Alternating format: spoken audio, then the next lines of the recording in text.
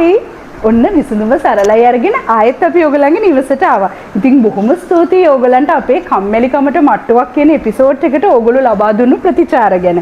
ඉතින් ඒ වගේම තවත් රසවත් මාතෘකාවක් ගැන කතා කරන්න තමයි අපි මේ සතියේ ආවේ. මං හිතනවා අපේ මේ එපිසෝඩ් එකට ගොඩක් තරුණ තරුණියන් නම් ආස වෙයි කියලා. මොකද මෙච්චර කාලයක් ඕගොල්ලන්ට තිබුණු ලොකුම ප්‍රශ්නෙට අපි අද සරල විසඳුමක් අරගෙන ඇවිල්ලා තියෙන්නේ. ඉතින් අපේ ආරාධිත අමුත්තන්ව හඳුන්වලා දීලා අපේ එපිසෝඩ් එකට යන්න කලින් මම ඔයගොල්ලොත් එක්ක පුංචි කතාවක් කියන්නම්. ඔන්න එක ගමක හිටියා ඔරුපදින්නෙක්. මේ ඔරුපදින්නගේ රැකියාව උනේ එහාට මෙහාට ගමේ මිනිස්සුන්ව අරගෙන යන එක. දවසක් මේ මිනිස්සයාගේ ඔරුවට විශේෂ පුද්ගලයෙක් නැග්ගා. ඒ තමයි මහාචාර්යවරයෙක්. ඉතින් මේ මහාචාර්යවරයා මේ ගමනේ යන අතරේ ඔරුපදින්නගෙන් ඇහුවලු ඔයා කොච්චරක් දුරට ඉගෙනගෙන තියෙනවද කියලා. ඉතින් මේ ඔරුපදින්න කිව්වලු මහත්තයෝ මං ඉගෙන ගත්තේ 2 වසරට වෙනකම් විතරයි කියලා. මේ මහාචාර්යවරයා ඒක ඇහුවා විතරයි පුදුම හිතිලා ඇහුවලු 2 වසරට වෙනකම් විතරයි අයියෝ ඔයාගේ ජීවිතෙන් 50%ක්ම ඉවරයි කියලා කිව්වලු. තව චුට්ටක් දුර යනකොට මේ මහාචාර්යවරයා ආයේ ඇහුවලු ඔරුපදින්නගෙන් ඔයාට කොච්චර භාෂා ගානක් කතා කරන්න පුළුවන්ද කියලා. අර ඔරුපදින්න කිව්වලු අනේ මහත්තයෝ මට පුළුවන් සිංහල විතරයි කිව්වලු. අර මහාචාර්යවරයා කිව්වලු ඔයාගේ ජීවිතෙන් 75%ක්ම වැඩක් නෑ කියලා කිව්වලු. දැන් මේ ඔරුපදින්නට චුට්ටක් දුකත් හිතුණලු 75%ක්ම ඉවරයිනේ මගේ ජීවිතෙන් කියලා. ඉතින් මහාචාර්යවරයා ඊට පස්සේ එයාට තියෙන උපාධි ගැන, එයාට කතා කරන්න පුළුවන් භාෂා ගැන ලොකු විස්තරයක් ලබා දුන්නලු. ඉතින් දැන් මෙහෙම ටිකක් දුර යනකොට මේ ඔරුපදින්න දැක්කලු ඔරුවේ සිදුරකින් ඔරුවට වතුර එනවා. ඉතින් මේ ඔරුපදින්න මහාචාර්යවරයා දිහා හැරිලා ඇහුවලු සර්ට පීනන්න පුළුවන්ද කියලා. අර මහාචාර්යවරයා කිව්වලු මට පීනන්න බෑ කියලා. එතකොට අර ඔරුපදින්න කිව්වලු මහත්තයෝ මං ඉගෙන ගත්තේ නැති නිසා මට වෙන භාෂාවල් කතා කරන්න බැරි නිසා මගේ ජීවිතේ ඉවර වුණේ 75%ක් විතරයි.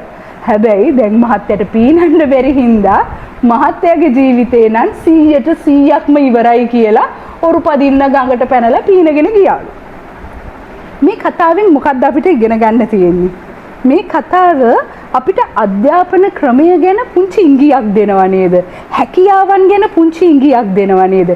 ඉතින් මේ වගේ රසවත් දෙයක් අධ්‍යාපනය සහ රැකියාව අතර තියෙන රසවත් තැන් ගැන අපි කතා කරන්න යනවා. මම හිතනවා ඔයගලන්ට ගොඩාක් ප්‍රයෝජනවත් වෙන එපිසෝඩ් එකක් වෙයි මේක කියලා. ඉතින් මේක ගැන මාත් එක්ක කතා කරන්න ගිය පාර වගේම දෙන්නෙක් සහභාගී වෙලා ඉන්නවා. හැබැයි ගිය පාර ආපු දෙන්න නෙමෙයි මම මේ පාර අරගෙන ආවේ විශේෂ දෙන්නෙක්ව.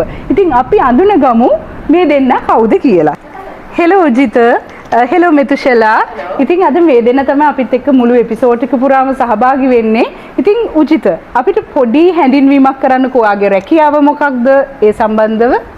ප්‍රථමයෙන් මම බොහොම ස්තුතිවන්ත වෙනවා මට ආරාධනා කරාට. මොකද මේක ඇත්තටම කාලීන මාතෘකාවක්. ඉතින් හැමෝටම වැදගත් වෙන දෙයක්. ඉතින් බොහොම ස්තුතියි මට මේ එපිසෝඩ් එකට ආරාධනා කරාට. ඉතාමත් ප්‍රීතියක් මට මේ ස්ථානයේ ඉන්න එක. ඉතින් මං ගැන කිව්වොත් එහෙම එරංග කිව්වා මගේ නම උජිත පෙරේරා. ඉතින් මම තොරතුරු තාක්ෂණ අංශයේ රැකියාවක නිරත වෙනවා.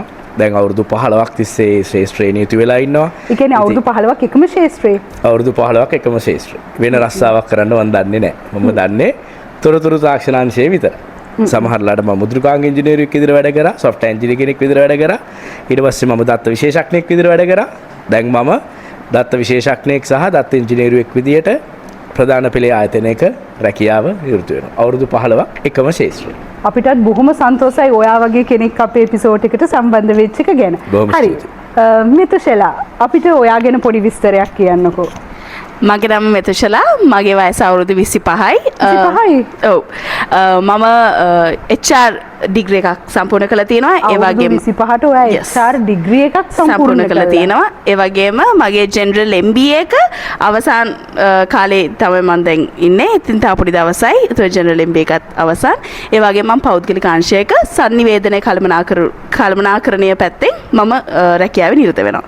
එහෙනම් මං හිතනවා අද එපිසෝඩ් එකට ගැළපෙනම දෙන්නව අවුරුදු 25ක උපාධිධාරිනියක් නේද? එහෙම කිව්වොත් හරිනේ මම. අවුරුදු 25ක උපාධිධාරිනියක් සහ අවුරුදු 15ක් එකම ශාස්ත්‍රීය රැකියාවක් කරන කෙනෙක් එක්ක තමයි අපි කතා කරන්නේ. ඉතින් අපේ වැඩසටහන විසඳුමට සරලයි. මං හිතනවා මම අහන ප්‍රශ්නවලට ඕගොල්ලෝ සරල විසඳුම් දෙයි කියලා අපේ තරුණ ගෑනු ළමයින්ට පිරිමි ළමයින්ට උදව්වක් වෙන විදිහට. හරි. එහෙනම් අපි මුලින්ම කතා කරමු අධ්‍යාපනය කියලා කියන්නේ මොකක්ද? කවුද උත්තර දෙන්නේ? ඉතින් මේක අපි බොහොම සරලව කතා කරගෙන යමු, නැත්නම් අපේ අයට විසඳුම සරලයි කියන එක අමතක වෙයි. ඒ නිසා අපි සරල කතා බහක යෙදෙමු හැමෝටම තේරෙන විදියට. ඕගොල්ලන්ට අනුව අධ්‍යාපනය කියලා කියන්නේ මොකක්ද? මම පටන් ගන්නනේ. අධ්‍යාපනය. දැන් පොඩ්ඩක් වාදාවක් මෙතුෂලා නම් එයාගේ වයස කිව්වා. හැබැයි උජිත අපිට වයස කිව්වේ නැහැ. කමක් නැහැ නේද? නැහැ. මට කියන්න පුළුවන් ඇත්තටම මගේ වයස අවුරුදු 35යි. 35යි. අවුරුදු 10ක වෙනස. අවුරුදු 10ක වෙනසක් තියෙනවා අපි දෙන්න. ලොකු අයියා. හරි එහෙනම් කියන බලන්නකෝ අධ්‍යාපනය කියන්නේ මොකක්ද කියලා අපිට සරලව. අධ්‍යාපනය කියන්නේ සරලවම කිව්වොත් අධ්‍යාපනය කියන්නේ ඇත්තටම අපිට අවශ්‍යම දෙයක් අපේ ජීවිතේට. කෙනෙක් කිව්වොත් එහෙම මේ අධ්‍යාපනය අවශ්‍ය නැහැ කියලා ඒක මිනිස්සයා කියන ලොකු බොරුවක්.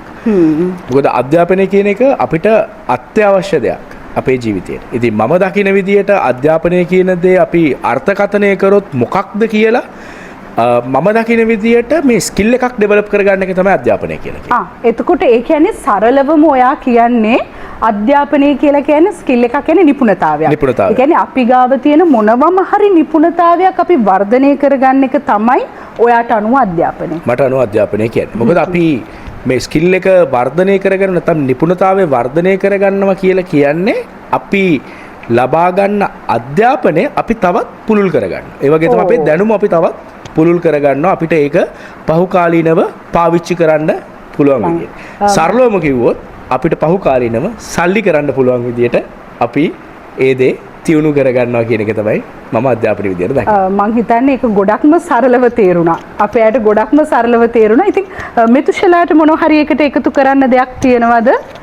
ඔව් ලංකාවේ සිස්ටම් එක අනුව අධ්‍යාපනය කියන්නේ O level වත් A level වත් විතරක් නෙමෙයි කියන එක මට සරලව කියන්න පුළුවන්. මොකද ටිකකින් අපි ඒක පොඩ්ඩක් පැහැදිලි කරගෙන යමු. දැන් මෙතුෂලා කියන්නේ අධ්‍යාපනය කියන්නේ O level වත් A level වත් ඒක නෙමෙයි. ඒක විතරක්ම නෙමෙයි. මොකද අපි දකිනවා සමාජයේ ගොඩක් පවුල්වල O level වලට ඒ තියෙන තරංගය මේ හැමදේම දකිනවා මේක විතරයි අධ්‍යාපනය නැහැ. අධ්‍යාපනය කියන එක මම දකින විදිහට අපි ආස කරන දේ අපේ සමහරట్లాට පසුදිනක අපේ රැකියාවට වෙන්න පුළුවන්. ඒක අපේ හැකියාව, අපේ තියෙන නිපුණතාවය මේ හැමදේම වර්ධනය කරන්න පුළුවන්. තව සෙග්මන්ට් තව පොඩි ස්කිල් එකක් විතරක් විදිහට තමයි මම ගන්නේ. අර්ථකථනය. මොකද මම කාගෙන්වත් ඔය වගේ අර්ථකථනයක් අහලා තිබුණේ නැහැ. මොකද මම හිතන්නේ අධ්‍යාපනය කියන එක බර්ඩන් එකක් වෙන්න ඕනේ කියලා. ඉතින් අධ්‍යාපනය කියන එක අපිට ගන්න පුළුවන් අපි කැමති දේ වර්ධනය කරගන්න ඉගෙන ගන්න ටූල් එකක් හැටියට. මම දකින අධ්‍යාපනය ඒ විදියට. මම හිතන්නේ ඔව්. මෙතුෂලා කියප එක 100,000ක් මම එකගයි. මම ඒක තවත් සනාථ කරන්න තමයි මේක බෙදාගන්නේ. උදාහරණයට මගේ ජීවිතේ බැලුවොත් එහෙම මම කිව්වා මම අවුරුදු 15ක් 16ක් තිස්සේ තොරතුරු තාක්ෂණ අංශයේ වැඩ කරනවා. හැබැයි මගේ O level A level results මුකුත් ඒකට ලයින් නැහැ. මට තේරුන්නේ. දැන් අපි දන්න විදිහට ඔයා software engineer කෙනෙක් අවුරුදු 15ක් මං දන්න විදිහට දැන් ඔයා ලංකාවේ ප්‍රමුඛතම විදේශ ආයතනයකනේ විදේශ ආයතනයක වැඩ කරන කෙනෙක්. හැබැයි ඔයාගේ O level results හොඳ නැහැ. O level results හොඳ නැහැ. ඒතර ඔයා A level කරාද? මම A level කරේ නැහැ හරියට. දැන් මං චුට්ටක් කන්ෆියුස් වෙලා ඉන්නේ. දැන් මෙයා software engineer කෙනෙක්. හැබැයි ඔයා O level විතරයි. ඉතින් O level A level කියන එක ඇත්තටම අපිට බලපෑමක් ඇති කරන දෙයක් නෙවෙයි නිපුණතාවයක් වර්ධනය කරගන්න. ඒක මෙතුෂලා කියපු දේ 100%ක් 100,000ක් ඇත්ත සහ ඒක තමයි යථාර්ථය. දැන් මේ O level level කරන නංගිලා අනිවාර්යයෙන්ම එක්සෑම් ස්කිප් කරනවා නෙමෙයි. ඔයගොල්ලෝ පාඩම් කරලා ඒ කරන්න ඕන වගකීම් ටික ඒ විදිහට ලස්සනට කරන්න පසු දිනක අපේ ජීවිතයට එකතු වෙන වැලියු එකක්. මොකද අපේ එකතු වෙන වටිනාකමක් විදිහට තමයි අධ්‍යාපනය ගන්න ඕන. හරි. දැන් අපි මේක සරලවම කිව්වොත් මේ දෙන්න කියන්න හදන්නේ අධ්‍යාපනය කියලා කියන්නේ O level වත් A level වත් නෙමෙයි. අධ්‍යාපනය කියන්නේ O level A level ඒවා කොටසක්. හැබැයි සරලවම අධ්‍යාපනය කියලා කියන්නේ ඔයාට මොනව හරි හැකියාවක් තියෙනවා නම් ස්කිල් එකක් තියෙනවා නම් ඒක වර්ධනය කරගන්න ආකාරය තමයි අධ්‍යාපනය කියලා කියන්නේ. මං හරිද? හරි. එහෙනම් මං හිතන්නේ අපේ ප්‍රේක්ෂකයන්ට දැන් තේරෙනවා ඇති අධ්‍යාපනය කියලා කියන්නේ විශාල දෙයක්. අධ්‍යාපනය අපිට කියන්න පුළුවන් මහා මුහුදක් නම් ඒකේ වතුර බින්දු දෙක තුනක් තමයි මේ O level A level කියන්නේ. එතකොට මේක විශාල පරාසයක් පුරා විහිදෙන දෙයක් තමයි අධ්‍යාපනය කියලා කියන්නේ. හරි මං හිතනවා ඒක සරලයි පැහැදිලි ඔක්කොම හරි කියන එක. ඉතින් ඔයගොල්ලන්ට තව ඉස්සරහට යනකොට තේරෙයි මේගොල්ලෝ මේ කියන්න හදන්නේ මොනවද කියන එක. හරි එතකොට මං ඊළඟට ඔයගොල්ලන්ගෙන් අහන ප්‍රශ්නේ තමයි අපිට අධ්‍යාපනය ලබන්න පුළුවන් මොන වගේ ස්ථානවලින්ද? කියන්නේ පාසලද විශ්වවිද්‍යාලයද මොකක්ද අපිට මේ අධ්‍යාපනය දෙන තැන මොකක්ද? ඇත්තටම අධ්‍යාපන දෙන ස්ථාන ඇතර ඒක මම නැවත මේක මම දකින විදිය මගේ point of view එක. ඉතින් මම දකින විදියට අධ්‍යාපනය කියන දෙයට ස්ථානයක් නැහැ. අපි බැලුවොත් එහෙම නිශ්චිත ස්ථානයක් නැහැ. 100%. මොකද අපි බැලුවොත් එහෙම අපි පාසලෙන් ලබා ගන්න දේ විශ්වවිද්‍යාලයෙන් ලබා ගන්න දේ අපි ඉගෙන ගන්නේ තියරි එකක්. මට තේරුණා. ඒ කියන්නේ ඔයා කියන්නේ අපි පාසල් යනකොට අපි එතනින් ගන්න තියරි එකක්. අපි විශ්වවිද්‍යාලයට යනවනම් එතනින් අපි තියරි එකක් ගන්නවා. අපි ඒ ගන්න අධ්‍යාපනය පාඨමාලාවක් හදාරදී හැම දෙයකින්ම අපේ ජීවිතේට අපි ළඟා කරගන්නේ තියරි එකක්. අපි ළඟා කරගන්නේ දෙයක් ක්‍රියාත්මක වෙනවා නම් මේක ක්‍රියාත්මක වෙන්න මේක පසුපස තිබෙන තියරි එක මේකයි කියන එක තමයි ලබා ගන්න. තේරුණා. හැබැයි ඒ තියරි එක පාවිච්චි කරලා අපි මොකක්ද කරන්න කියන එක තමයි මම දකින විදිහට අධ්‍යාපනය කියලා කියන්නේ. ඉතින් ඒකට ස්ථානයක් නැහැ. ඒ තියරි එක පාවිච්චි කරලා අපි කොහොමද ඒ තියරි එක පසුපස තියෙන රහස අපි අල්ලගෙන අපේ නිපුණතාවයේ ඒ තියරි එක හරහා ශාපන් කරගන්නේ නැත්නම් මුවහත් කරගන්නේ කොහොමද කියන එක තමයි සැබෑ අධ්‍යාපනය. ඒක ලබා ගන්න එක මුවහත් කරගන්න නිශ්චිත ස්ථානයක් මම නම් දකින්නේ නැහැ. අපි ලෝකේ බැලුවොත් ලෝකේ තාමත් වේගයෙන් වර්ධනය වෙනවා. ලෝකේ වේගයෙන් වෙනස් වෙනවා ලෝකේ තියෙන දේවල්. විශේෂයෙන්ම දැන් මම තොරතුරු තාක්ෂණාංශයේ ඉන්නේ හින්දා මම දන්නවා අද තියෙන දේ නෙවෙයි හෙට තියෙන්නේ. ඉතින් නිශ්චිත ස්ථානයක් නැහැ මේ දේවල් ලබා ගන්න. ඉතින් ඒක ඇවිල්ලා හොඳම දේ තමයි ලෝකේ විවිධ මාධ්‍යයන් තියෙනවා. වට සෙල්ෆ් ස්ටඩි කරන්න පුළුවන්. වාට වාම ඉගෙන ගන්න කරන්න පුළුවන්. එක ස්කිල් එකක් වාට තෝරගන්න පුළුවන්. ඉතින් ඒ වැනි දේවල් වාට කරන්න පුළුවන්. ඒකට මම දකින විදිහට නිශ්චිත ස්ථානයක් නැහැ.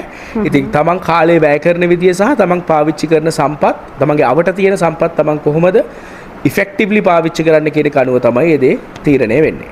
මෙතුෂලා මන් දකින විදියට දැන් අයියේ කිව්වා වගේ නිශ්චිත ස්ථානයක් නැහැ. නමුත් ළමෙක්ට අධ්‍යාපනය ලබන්න පුළුවන් පළවෙනි ස්ථානේ ඔහුගේ ගෙදර.